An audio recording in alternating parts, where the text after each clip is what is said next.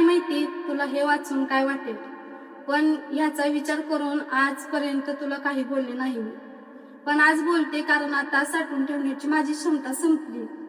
पहिली गोष्ट अशी, तुझ्या मनामध्ये येईल ही गोष्ट की मी तुला गिफ्ट दिले म्हणून मी तुझ्या कुठल्या तरी गोष्टी लागते, मी तुला बोलून दाखवते, तर असं समजून घेऊ नको. मी आजपर्यंत तुला तू जी गोष्ट मला सांगितली मी ती तुला देण्याचा प्रयत्न केलाय.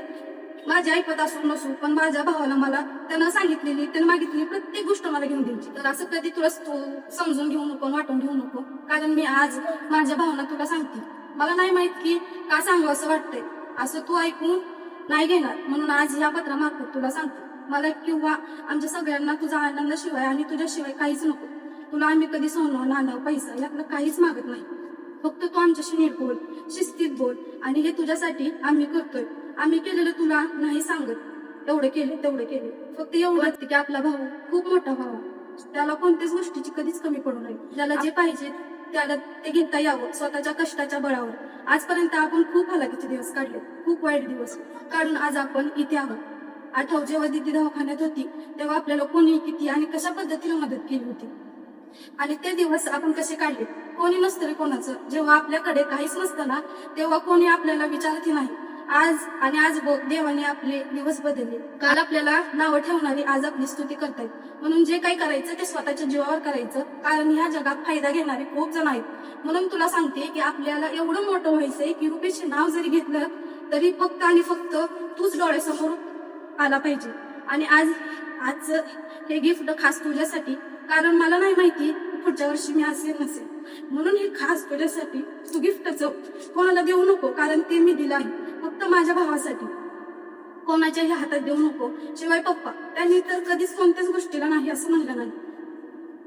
आपल्या स्वप्नात त्यांनी त्यांचं स्वप्न पूर्ण झालेलं बघितलं. पप्पा एकदा बोलले होते, माझा बाप मला कधी बघता आला नाही, भेटला नाही. माझी इच्छा आहे जोपर्यंत मी जिवंत आहे तोपर्यंत मी पोराला काही कमी पडू देणार नाही. त्याला सगळं घेऊन देणार. असा बाप मिळायला तर कितीतरी जन्म घ्यावे लागतील. आणि तुझी आधीची पल्सर पप्पांना दे, दुसरं कोणालाही वापरायला देऊ नको, कारण त्या गाडीची किंमत पप्पांना माहितीये. त्यांना खूप आवडते रे नवीन नवीन गाड्या वापरायला. कधीच हे सगळं विसरू नको. बाकी तुला जे वाटतंय, तुला कोण काय सांगतंय मला काही देणं घेणं नाही.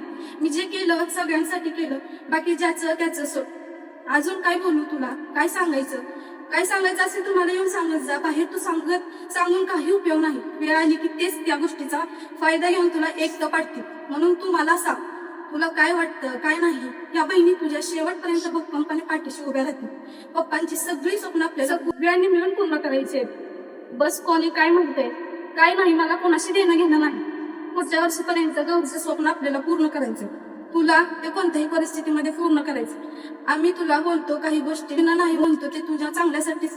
तुला वाईट वाटतं पण जरा समजून घे, आमच्या भल्यासाठीच सांगतो. कारण एका बहिणीचं मन काळजी तिलाच माहित असते. रुपया तू खूप मोठा हो, तुझ्या सगळ्या इच्छा समोर पूर्ण करू हीच आमची इच्छा. विश यू हॅपी बर्थडे माहिती.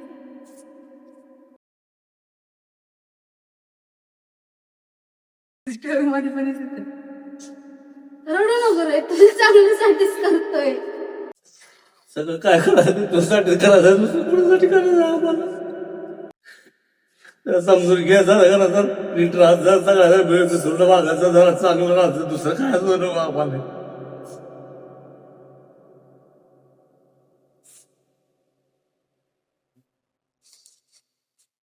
आम्हाला काहीच नको, फक्त आमचा रुपया आम्हाला मोठा झालेला बघायला.